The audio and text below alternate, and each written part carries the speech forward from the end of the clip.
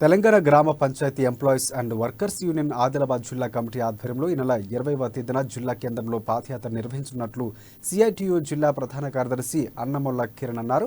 స్థానిక సంఘం భవనంలో పాదయాత్రకు సంబంధించిన పోస్టర్లను ఆవిష్కరించారు. ఈ నెల 12 నుంచి 28వ తేదీ వరకు 300 కిలోమీటర్లు 17 రోజుల పాటు పాదయాత్ర కొనసాగుతుందని పేర్కొన్నారు.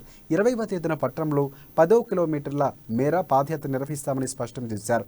కార్మిక సమస్యల పరిష్కారం, జీతాల పెంపుదల కోసమే ఈ యాత్ర చేపట్టినట్లు తెలిపారు. తెలంగాణ రాష్ట్ర ప్రభుత్వం పంచాయతీ కార్మికుల పట్ల నిర్లక్ష్యం చేస్తుందని విమర్శించారు. సమయానికి వేతనాలు ఇవ్వకుండా ఆర్థిక ఇబ్బందులకు గురిచేస్తుందన్నారు.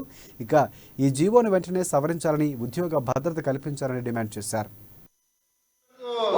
గ్రామ పంచాయతీ కార్మికులను పర్మనెంట్ చేయాలని, మల్టీపర్పస్ వర్కర్స్ విధానాన్ని రద్దు చేయాలని, కనీస వేతనం 26,000 రూపాయలు ప్రతి గ్రామ పంచాయతీ కార్మికునికి కనీస వేతనంగా గుర్తించి ఇవ్వాలనే డిమాండ్లతో నిన్న పాలకుర్తి నుండి 12వ తేదీ నుండి ఫిబ్రవరి 28 ఇందిరా పార్క్ వరకు Telangana Grama Panchayati employees and workers union CIT రాష్ట్ర కమిటీ ఆధ్వర్యంలో పాదయాత్రను చేపడతా ఉన్నాము. అందులో భాగంగానే 20వ తేదీ నాడు ఆదిలాబాద్ జిల్లాలో పాదయాత్ర ఉంటుంది.